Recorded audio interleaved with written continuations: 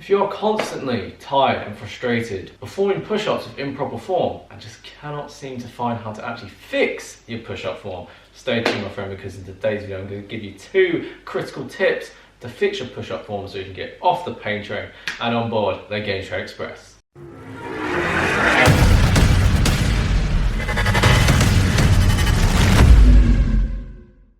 Crew members, welcome back to the channel, friends. How are you doing today? If this is your first time here on this channel though, you need to hop on board Gains Train Express, my friend, by turning on post notifications and subscribing to the channel, because if you're new to body training calisthenics, this is your go-to channel and will be your home of bodyweight strength training. So usually what I see both with my clients and online when starting push-ups is that there'll be 2 main areas in which they'll struggle with. 1 being the shoulders and the scapula, and 2 being activating the core and the glutes properly to prevent the lower back from arching. So when it comes to the shoulders, usually when most people struggle with push-ups, they cannot help but let their elbows flare out and having their shoulders shrug up towards their ears, which puts a lot of unwanted strain on the rotator cuff and makes you a lot more vulnerable to getting injured. And then when it comes to the back, because beginners understandably haven't learned enough how to engage the core and the glutes properly to prevent the lower back from arching, what will happen is that when they push, their hips will sag and they'll just be doing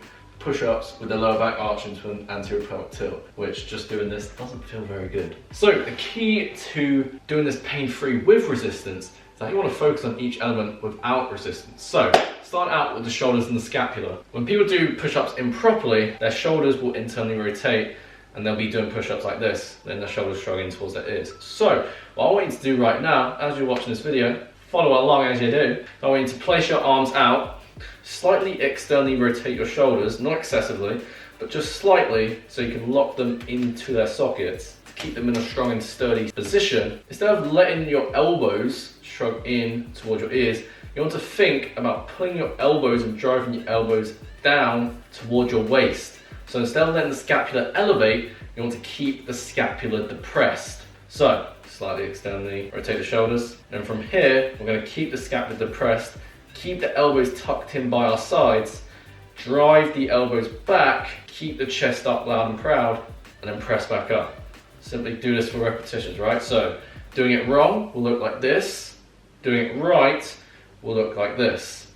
And the point of doing this is that we're training our nervous system how to perform this properly through proper motor control and learning the fundamental movement patterns of doing the push-up properly. And then with the scapula covered, we're now going to focus, what are you looking at, mate? On the core and the glutes. So as you're watching this video, preferably do this standing up. I'm doing this on my knees so I fit in the camera frame. You want to practice pelvic tilts. When starting out, you can purposely let yourself go into an anterior pelvic tilt. What we're going to do is I'm going to embrace the core and squeeze the glutes in, tilting the pelvis backwards and pulling the lumbar spine flat into a posterior pelvic tilt. This is how your glutes and core should be engaged when doing your push-ups. So you can literally just practice this for repetitions or hold this posterior pelvic tilt for time until you'll realize that it's almost like when you go from an anterior pelvic tilt to a posterior pelvic tilt, you can actually get a feel of what's wrong and what's right.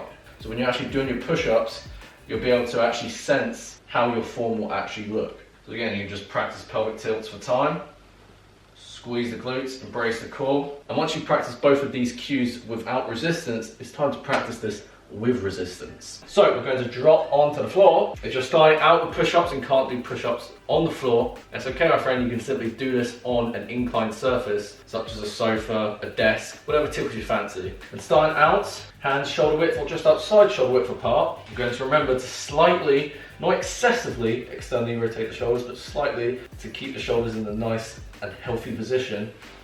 Shoulders in line with the wrists. And then as well as this, we're going to squeeze our glutes and embrace our core tight as we practice with the pelvic tilts. And as we come down, remember we're going to think, although it's not physically possible, of driving the elbows back towards our waist and keep them tucked by our sides. So practice like this, press back up.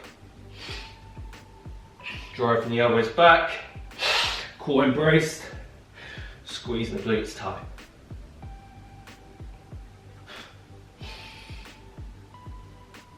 Remember, you don't want to be doing this, nor do you want to be doing all of this stuff.